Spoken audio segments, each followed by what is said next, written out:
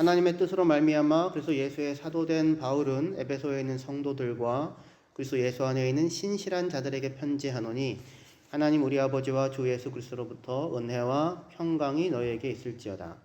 찬송하리로다. 하나님 곧 우리 주 예수 그리스도의 아버지께서 그리스도 안에서 하늘에 속한 모든 신령한 복을 우리에게 주시되 곧 창세전에 그리스도 안에서 우리를 택하사 우리로 사랑 안에서 그 앞에 거룩하고 흠이 없게 하시려고 그 기쁘신 뜻대로 우리를 예정하사 그리스도로 말미암아 자기의 아들들이 되게 하셨으니 이는 그가 사랑하시는 자 안에서 우리에게 거저 주시는 바 그의 은혜의 영광을 찬송하게 하려는 것이라.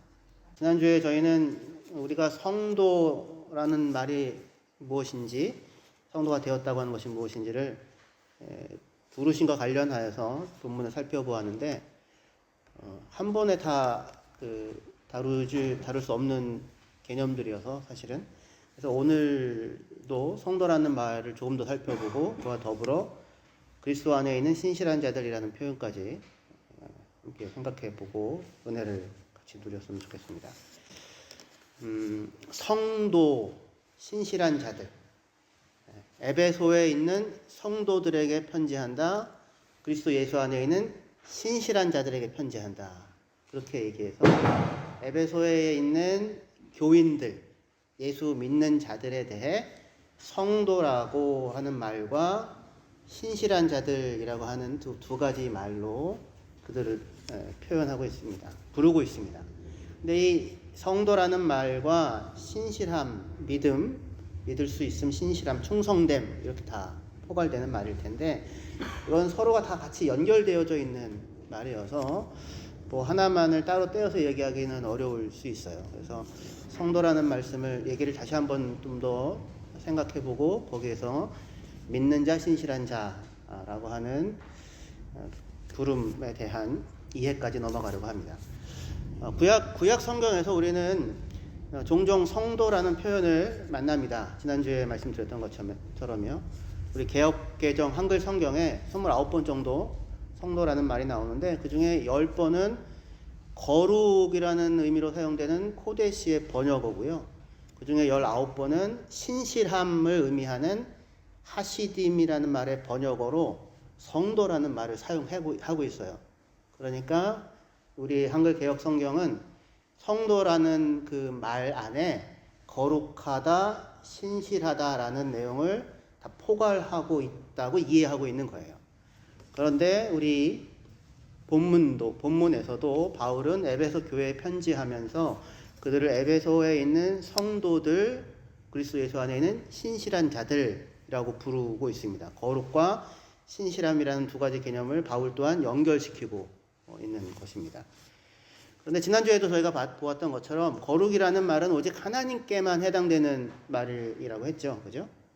신약 성경에 거룩에 해당되는 하기오스라는 말이 232번 정도 나오는데 그 중에 3분의 2 정도는 단수로 쓰이고 3분의 1이 복수로 쓰이는데 단수로 쓰이는 3분의 2는 배타적으로 오직 하나님, 성령님, 예수님에 대해서만 사용되거나 아니면 하나님께 속한 그 것, 예를 들면 성전과 같이 그런 것일 때만 요 말을 쓴다고 했습니다.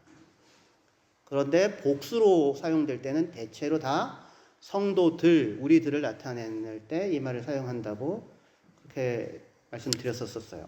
그러니까 거룩이라는 그 표현은 본래 하나님에게만 속한 것이고 그분께만 어울리는 말인데 그런데 성경은 또는 바울은 예수 믿는 자들에 대해서 성도 곧 거룩한 무리, 세인트라는 그런 표현을 사용하고 부르고 있다는 것입니다. 이것은 무슨 의미냐면 예수 믿는 사람들이 교회가 하나님께 속한 자라고 하는 소속이 하나님께 있다고 하는 그래서 그런 의미에서 거룩이라고 하는 말을 사용할 수 있는 겁니다. 그러니까 그들이 자기가 가지고 있는 자질이나 특성에 의해 거룩한 자라고 불리는 게 아니고요.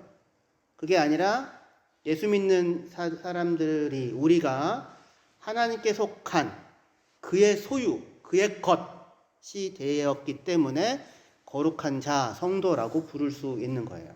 그러니까 성도라는 말의 1번 의미는 우리가 1번, 2번, 3번 이렇게 하려고 하거든요. 성도라는 말의 첫 번째 의미는 1차적으로 하나님께 속한 자라는 의미에서 소속, 관계, 특별한 관계, 소속을 나타내는 것입니다. 그러니까 성도는 하나님께 속한 자로서 하나님의 특별한 소유예요. His treasured possession이라고 보통 얘기합니다. 보배로운 소유다.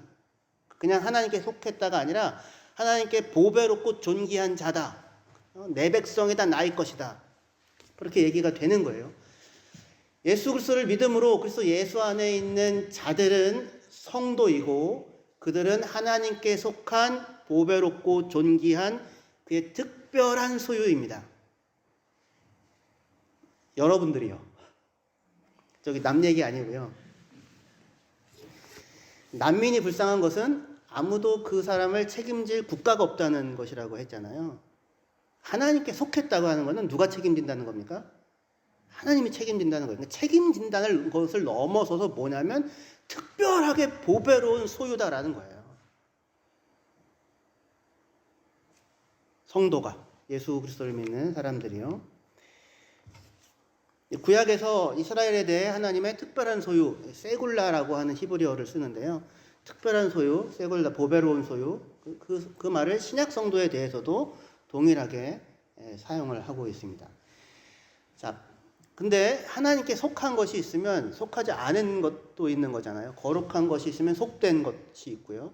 근데 성도, 하나님께 속한 자로 불렀다라고 하는 그 말에는 두 번째로 무슨 의미가 거기에 담겨져 있냐면 첫 번째는 소속, 하나님께 속했다. 특별한 소유다, 보배로운 것이다. 하나님께 너무나도 중요하고 특별한 자다, 이런 거예요. 하나님 책임지신다, 그죠? 여기에 더하여 여기서 파생되는 게 뭐냐면 모든 게 거룩한 게 아니잖아요. 하나님께 속한 게 있고 그렇지 않은 게 있잖아요. 하나님이 우리를 하나님께 속한 자로 부르셨다는 것은 세상 만민 가운데 우리를, 예수 믿는 우리를 부르신 거예요. 세상 만민 가운데 이스라엘 백성을 선택하여 그들을 하나님의 백성 삼고 하나님의 백성으로 불렀죠. 그래서 이스라엘 백성이 하나님께 속한 특별한 보배롭고 존귀한 존재가 된 것이거든요. 그러니까 성도, 하나님께 속한 자라고 하는 그 의미에는 첫 번째 소속, 두 번째 선택과 부르심이라고 하는 것이 전제되어져 있는 겁니다. 세상 많은 이들 가운데 이스라엘을 부르신 것처럼 저와 여러분들을 자기 백성으로 부르셔서 특별한 하나님의 소유로 삼으셨다라고 하는 그 의미가 성도라는 말 안에 담겨 있는 거예요. 에베소서 1장 3절부터 보시면 찬송하리로다 하나님 곧 우리 주 예수 그리스도의 아버지께서 그리스도 안에서 하늘에 속한 모든 신령한 복을 우리에게 주시되, 불러서 신령한 복을 우리에게 주셨는데 곧 창세전에 그리스도 안에서 우리를 택하사, 우리를 선택하사 우리로 사랑 안에서 그 앞에 거룩하고 흠이 없게 하시려고 그 기쁘신 뜻대로 우리를 예정하사, 이것도 선택하신 거죠. 미리 정하신 것이니까요. 예수 그리스도로 말미암아 자기의 아들들이 되게 하셨으니, 이렇게 말씀합니다. 하나님이 우리를 언제 선택하셨어요? 창세 전에. 하나님이기 때문에 가능한 거예요. 중간에 갑자기 계획을 바꾸는 게 아니고요. 하나님이기 때문에 창세 전에가 가능한 겁니다. 창세 전에 우리를 선택하셨고 그 기쁘신 뜻대로 우리를 예정하셨어요. predestined, 미리 정하셨어요. 그래서 뭘로 삼았냐면 자기의 아들들로 삼았어요. 저는 여자인데요, 저는 딸인데요. 그런 얘기가 아니고요. 여기 자기의 아들들로 삼았다는 얘기는 상속자로 삼았다는 거예요. 상속자로. 그러니까 하나님의 모든 충만한 것에 참여하고 누릴 수 있는 자로, 보배롭고 존귀한 그의 특별한 소유로 삼았다는 겁니다. 원래 이게 adoption이라서 양자라고 영어 성경 돼 있죠. 그죠? For adoption to himself as sons. 피오테시아라고 해서 이거는 그 상속자가 되도록 하기 위해서 부르신 거예요. 로마 황제들이 대부분 그런 식으로 상속을 하게 되는 것처럼. 그러니까 하나님께서 무수한 사람들 가운데 우리를 창세 전에 미리 정하시고 선택하셔서 부르신 겁니다. 무엇으로? 그의 거룩한 소유로, 그에게 속한 자로, 그의 상속자로, 그의 보배롭고 존귀한 자녀로, 그리하여 그의 보배롭고 존귀한 하나님께 속한 모든 풍성한 것을 누릴 수 있는 자들로 우리를 부르신 거예요. 그러니까 성도라는 말은, 거룩이라는 말은 오직 하나님께만 쓰이는데 우리를 성도라고 부른다라고 하는 것은 우리가 하나님께 속한 자, 특별한 소유라고 하는 것이고, 그럼 그거에는 뭐가 전제가 되어져 있냐면 세상 무수하게 많은 사람들 가운데서, 천하 만민 가운데서 이스라엘을 하나님이 선택하셔서 자기 백성 삼으신 것처럼 무수하게 많은 사람들 가운데서 하나님이 우리를, 나를, 예수 그리스도를 믿는 저와 여러분들을 창세 전에 미리 선택하여 미리 정하시고 부르셨다라고 하는 겁니다. 할렐루야. 그러니까 성도라는 말에는 두 가지, 일단 저희가 두 가지 생각해 봤어요. 하나님께 속했다, 하나님의 소유다. 두 번째, 선택과 부르심이 있다. 이 얘기를 우리 구약을 통해서 확인하면 더 이야기가 좋습니다. 신명기 이해에 도움이 됩니다. 예. 신명기 7장 6절부터 보시면요. 너는 여호와 내 하나님의 성민이라, 거룩한 백성이라. 성도라는 말과 같은 얘기죠. 다르지 않은 말이죠. 내 하나님 여호와께서 지상 만민 중에서 너를 자기 기업의 백성으로 택하셨나니. 이 자기 기업의 백성이라고 한 우리말로 번역했지만 영어 성경은 His treasured possession이에요. 그 보배로운 소유, 세굴라라고 특별한 소유, 보배롭고 존귀한 존재, 그의 것이라고 불렀어요. Out of all the peoples, 모든 세상 만민들 가운데서. 7절, 여호와께서 너희를 기뻐하시고 너희를 택하심은 너희가 다른 민족보다 수요가 많기 때문이 아니니라. 너희는 오히려 모든 민족 중에 가장 적으니라. 하나님이 이스라엘에 대해 그들을 성민이라고 부릅니다. 우리를 성도라고 부르는 것과 다르지 않은 거룩한 백성이라는 말이죠. 근데 이 성도라는 말에는 하나님께 속했다는 말과 더불어 선택과 부르심이 전제된다고 했어요. 왜냐하면 하나님이 지상 만민 가운데 이스라엘을 선택하여 그들을 자기에게 속한 특별한 소유로 삼으셨기 때문입니다. 그러니까 성도라는 말에는 선택과 부르심이란 말이 처음부터 전제되어져 있는 거예요. 그런데 이때 선택과 부르심의 이유에 대해서 왜 그들을 선택했는가? 하나님이 진성 형제를 선택하셨어요. 그리스도 예수 안에서. 언제? 창세 전에. 예. 왜 선택하셨습니까? 이유가 뭐예요? 하나님이 좋은 분이셔서 정답에 가까이 가 있긴 해요, 사실은. 무슨 얘기냐면 천하 만민 가운데 왜 하필 이스라엘이냐? 이스라엘이 뭔가 남다른 게 있느냐? 선택받을 이유가 있느냐? 그렇지 않아요? 하다못해 여러분들이 슈퍼 가지고 물건 고를 때도 다 똑같잖아요, 사실은. 근데 보고 또 보고 보고 또 보고 하잖아요. 이게 제일 나아 보여, 이게 의미 없어 보여, 뭐 이렇게 해가지고 골라서 사오지 않습니까? 그렇죠? 많은 것들 가운데 무언가를 선택한다는 거는 뭔가 이유가 있다는 것이라고 생각할 수 있잖아요. 그죠? 그럼 왜 이스라엘 백성을 선택했느냐 이거예요. 근데 성경이 얘기하는 대답은 무엇입니까? 그들이 다른 민족보다 강해서요? 그들이 다른 민족보다 많아서요? 그들이 다른 민족보다 의로워서요? 그게 아니에요. 선택의 이유가, 선택받을 만한 이유가 그들에게 없어요. 그게. 그러니까 이게 이상하고 놀라운 거예요. 여기가. 그럼 왜 선택했는가? 도대체 무슨 이유로 하나님은 이스라엘을 선택했는가? 그것을 보여주는 것이 신명기 7장 7절 8절인데 7절부터 다시 읽을게요. 여호와께서 너희를 기뻐하시고 너희를 택하심은 너희가 다른 민족보다 수요가 많기 때문이 아니니라. 너희는 오히려 모든 민족 중에 가장 적으니라.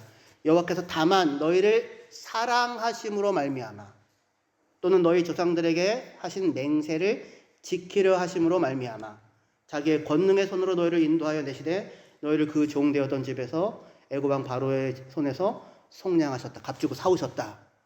그렇게 이야기를 하는 거예요.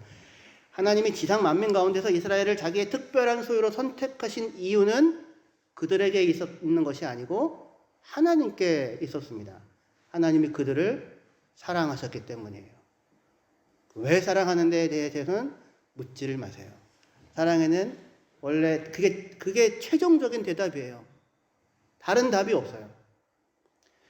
에베소 1장 5절에서도 사실은 사랑 안에서 하나님께서 우리를 자기의 아들들이 되도록 미리 정하셨다, 선택하셨다. 사랑이 이유예요. 하나님 우리를 향한 사랑. 선택의 이유가 우리에게 있지 않고 하나님께 있습니다. 다시 정리하면 성도라는 말에는 우리가 하나님께 속한 그의 특별한 소유로서 그에게 보배롭고 존귀한 자다라고 하는 의미가 성도라는 말에 담겨져 있고, 동시에 두 번째로 성도라는 말에는 천하 만민 가운데 하나님이 우리를 선택하시고 부르셔서 자기 백성, 자기 것이 되게 하셨다는 내용이 같이 담겨 있는데, 이때 선택의 이유가 우리에게 있지 않고 하나님의 우리를 향한 사랑에 그 선택의 이유가 놓여 있다. 이렇게 지금 성경이 말하는 겁니다.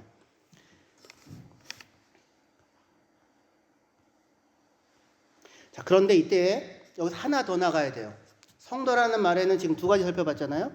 세 번째로 반드시 저희가 기억해야 하는 중요한 내용이 담겨 있는데, 그것은 뭐냐면 선택과 부르심의 목적에 대한 거예요.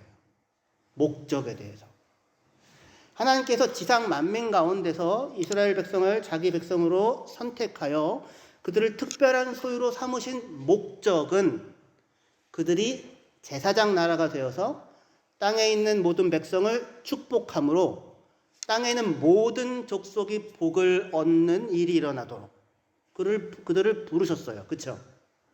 그러니까 선택은 다만 부름받은, 선택받은 그 사람 자신만을 위해서 일어난 것이 아니라 이웃을 위한 부르심이에요. 땅에 있는 모든 족속을 위하여. 그러니까 성도로의 부르심에는 뭐가 같이 담겨져 있냐면 이웃과 세상을 향한 보내심이 함께 담겨 있는 거예요. 따라합시다. 성도라는 부르심에는 이웃과 세상을 향한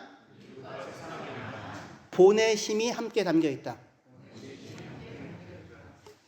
그래서 선택은 구별과 배제를 위한 방법이 아니라 은혜를 베푸시는 하나님의 방법이에요.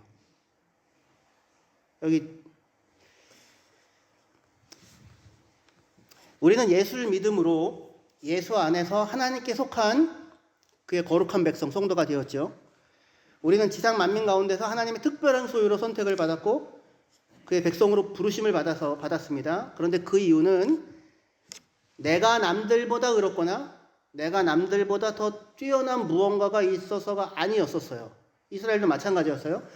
이스라엘 백성은 다른 민족보다 그 수가 본래 적었고 70명만 내려갔었거든요. 나중에 장정만 60만이 돼서 나왔지만 수가 적었고, 그리고 이스라엘 백성이 다른 민족보다 의롭고 순종하는 백성이기 때문에 선택받은 게 아니라 오히려 광야에서 내내 드러났던 모습이 뭐였냐면 그들은 반역하는 경향이 아주 그냥 뼛속 깊이 있는, 그래서 목이 곧은 백성이라고 불려지는 사람들이었는데, 그런데 하나님은 그런 자들을 자기의 특별한 소유로 선택하셨어요. 이유가 그들에게 있는 게 아니라 그러니까 하나님의 사랑에 있는 거였던 거예요.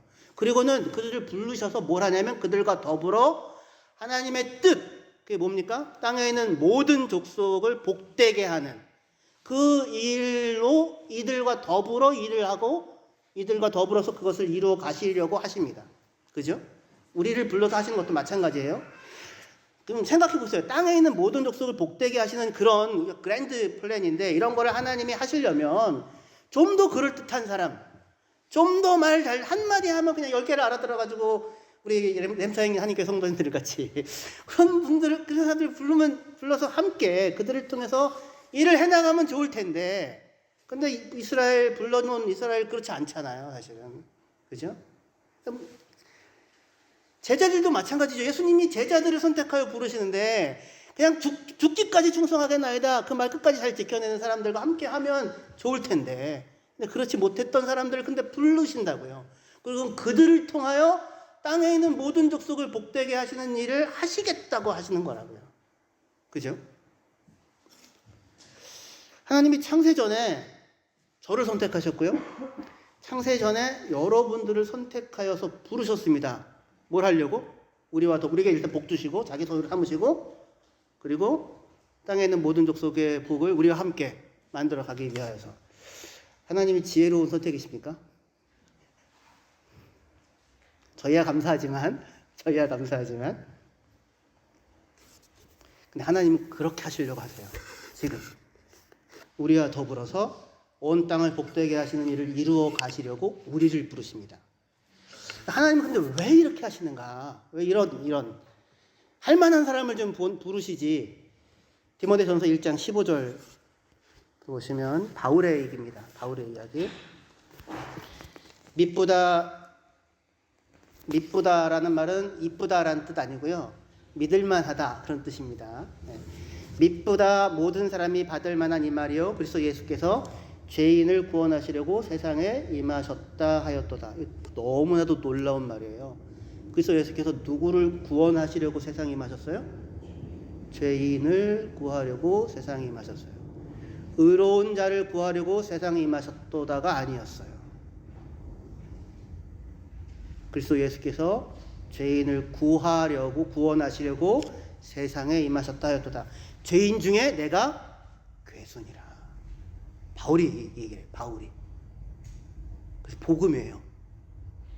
그러나 내가 긍휼을 입은 까닭은 예수 그리스도께서 내게 먼저 일체 오래 참으심을 보이사 후에 주를 믿어 영생 얻는 자들에게 본이 되게 하려 하심이라. 영원하신 왕 곧 썩지 아니하고 보이지 아니하고 홀로 하나이신 하나님께 존귀와 영광이 영원 무궁하도록 있을지어다. 아멘. 바울이 자신이 긍휼을 입은 까닭에 대해 어떻게 이해하고 있습니까? 왜 자기가 긍휼을 입었다고 생각해요? 자신이 남들보다 더 의롭거나 거룩해서라고 바울이 생각합니까? 그렇지 않지요. 오히려 바울은 자신이 죄인 중에 괴수라고 첫 번째, the foremost 라고 고백을 합니다. 첫 번째 사람이라고, 괴수라고. 그런데 오히려 그렇기 때문에, 자기가 그런 자였기 때문에 하나님이 나를 불렀다고 이해를 하고 있어요. 왜냐하면 뭐가 증거가 되니까? 하나님의 은혜가, 하나님의 긍휼이, 하나님의 능력이, 하나님의 사랑이 증거가 되기 때문에 그런 나를 그렇기 때문에 하나님이 나를 불렀다고 자기 부름의 이유에 대해서 이해를 하고 있습니다. 이게 너무 중요해요. 이 이해를 가진 자가 그리스도인이에요. 유대인들은 이 이해를 못 가졌어요. 왜냐하면 천하 만민 가운데 하나님이 누구를 선택했어요? 이스라엘 백성을 선택했죠. 유대인들이 뭐라고 생각합니까? 우리가 남들보다 다르다, 남다르니까 선택했다고 생각하는 거예요. 우리가 의롭기 때문에 선택했다고 생각하는 겁니다. 근데 아니죠.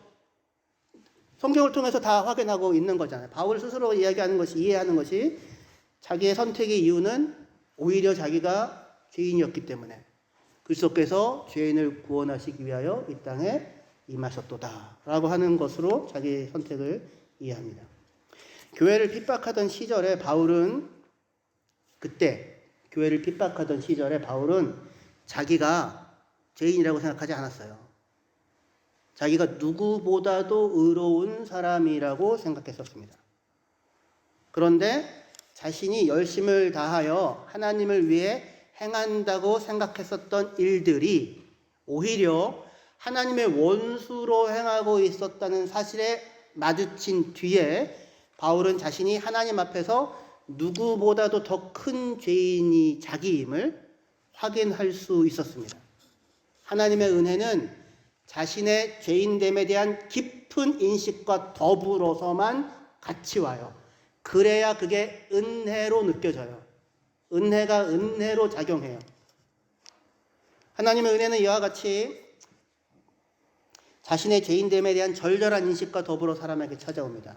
은혜는 아무에게나 누구에게나 좋은 것을 다 준다는 형태의 무차별적인 자선이 아니라 은혜가 아니면 내가 어떻게 그 도저히 벗어날 수 없는 절망적인 상황 가운데 있었는가 하는 자기의 처지에 대한 깊은 인식과 더불어서 근데 그런 나를 하나님께서 살리시고 건지셨다고 하는 감격과 더불어서 찾아오는 것입니다. 그런 자에게 공유를 베풀고 죄에서 건지시고 용서하셨을 뿐만 아니라 그런 바울을 하나님의 구원의 은혜를 전하는 사도로 삼으시는 그리스도의 은혜와의 마주침, 그것이 그의 삶을 온전하게 변화되는 능력이 되었습니다. 하나님께서 그럴듯한 자를 불렀던 게 아니고요, 비방자였던 바울, 박해자였던 바울, 폭행자였던 바울을 부르셨습니다. 하나님께서 은혜로 그를 찾아와 그를 거꾸러뜨리고 돌이키시지 않았다면 바울은 유대교 내에서 승승장구하면서 여전히 비방자로, 박해자로, 폭행자로 평생을 살았을 거예요. 유대교 내에서. 그런데 맹렬한 속도로 하나님의 일을 방해하며 돌진하던 자를 예수께서 찾아오셔서 정면으로 부딪히죠. 무슨 얘기인지 모르시는 분들은 사도행전을 읽으십시오. 혹시 무슨 얘기인지 모르시겠거든 목사님한테 나중에 찾아오셔서 물으세요. 제가 여러분들에게 하루 종일을 할애할 수 있습니다. 맹렬한 속도로 하나님의 일을 방해하며 돌진하던 예수 믿는 자를 핍박하려고 했던 그 바울을 예수님이 찾아오셔서 빛난 빛 가운데 떨어지고 무너지고 눈이 멀고 이렇게 되죠. 낮아지고 겸손해지죠. 정면으로 충돌합니다. 그래서 하나님의 은혜가 이런 찾아옴이 은혜잖아요. 그런 찾아옴이 이 하나님의 은혜가 그의 잘못된 신념과 눈먼 열심을 붕괴시키고는 그를 돌려세웁니다. 바울 네가 잘못된 열심으로 복음의 원수로 행하고 있었다라고 말씀을 해주십니다. 그리고 나서 그를 이방인의 사도로 불러요. 다시. 그리고는 땅에 있는 모든 족속을 위해 그를 보내십니다. 디모데전서 1장 12절부터 여기 볼게요. 바울이 스스로가 하는 이야기. 나를 능하게 하신 그리스도 예수 우리 주께 내가 감사함은 나를 충성되이 여겨 내게 직분을 맡기심이니 내가 전에는 비방자요 박해자요 폭행자였으나 도리어 긍휼을 입은 것은 내가 믿지 아니할 때에 알지 못하고 행하였습니다. 우리 주의 은혜가 그리스도 예수 안에 있는 믿음과 사랑과 함께 넘치도록 풍성하였도다. 이렇게 얘기하고 있어요. 바울은 자신이 전에 비방자, 박해자, 폭행자였다고 말합니다. 왜냐하면 예수 믿는 사람들 잡아 죽이고 막 고문하고 스데반 죽일 때 책임자로 있었고 막 이랬거든요. 근데 뭐라고 비방자라고 얘기해요. 그러니까 비방자가 뭡니까? 영어로 블래스퍼머. 그러니까 하나님의 명예를 떨어뜨리는 참남되게 말하는 자라는 거예요. 하나님을 비방하는 자였는데 이전에는 알았어요? 몰랐어요? 몰랐어요. 자기가 하나님을 위하여 누구보다도 열심히 일하는 사람이라고 생각하고 자기 자랑으로 삼았는데 나중에 알고 보니까 자기가 그랬던 거예요. 근데 몰랐어요. 그때는. 비방자고 박해자고 폭행자였다고 해요. 그러니까 막 폭행을 한다 이런 얘기처럼 들리지만 사용된 헬라어는 영어로는 인솔런트라고 얘기하는데 인솔런트가 뭡니까?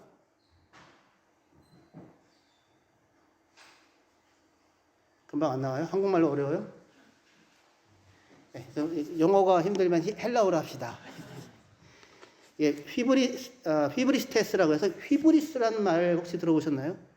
헬라어의 휘브리스라는 교만이라는 말이에요. 오만하고 거만한 자예요.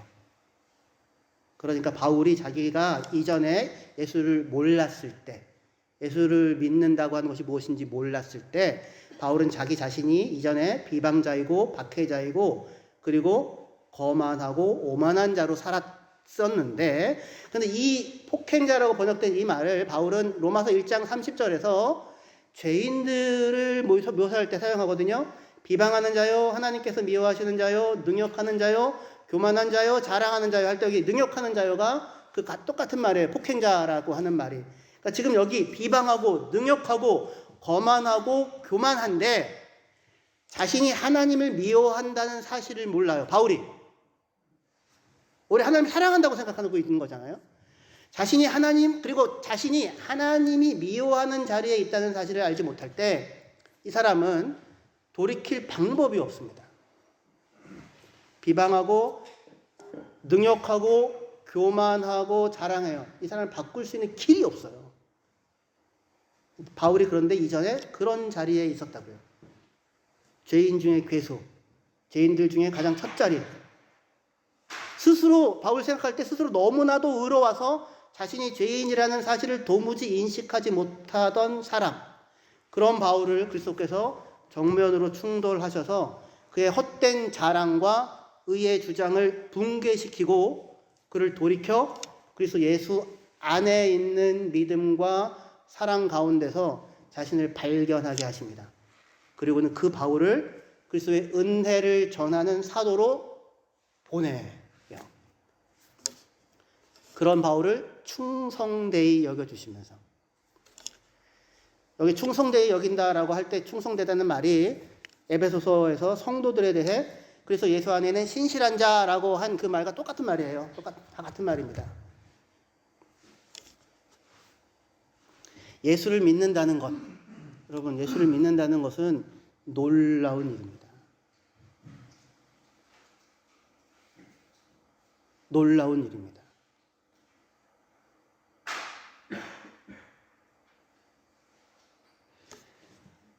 하나님의 거룩한 소유로 부름받게 된 자들, 누구를 믿음으로? 예수 그리스도를 믿음으로. 하나님이 창세전에 선택하시고 무수한 사람들 가운데 부르셔서 자기의 소유로 삼으시고 인생과 삶 가운데 찾아가셔서 그 삶 가운데 뭘 알게 하세요? 예수 그리스도를 믿는 믿음이 나를 죄와 사망과 절망과 죽음에서 구원하시는 유일한 소망이다라고 하는 것을 깨달아 알게 하십니다. 예수를 믿는다고 하는 것은 어마어마한 하나님의 은혜입니다. 전에는 핍박자이고 비방자이고 폭행자이고 거만한 자이고 오만한 자이고 자기밖에 모르고 자기가 하나님을 미워하고 멸시한다고 하는 사실조차를 알지 못하고 그리고 자기가 하나님의 미워하는 자리에 있다고 하는 사실도 알지 못하여 돌이킬 소망도 없고 방법도 없었던 사람 바울, 죄인 중에 가장 첫 번째인 자리에 있었던 그 사람을 찾아가셔서 충돌하시고 그를 붕괴시키시고 그 이전에 자기에 대한 생각을 예수 안에 있는 믿음과 사랑을 발견하여 그 안에서 살아갈 수 있는 사람이 되게 하는 것. 그것이 하나님이 우리에게 허락하신 것입니다.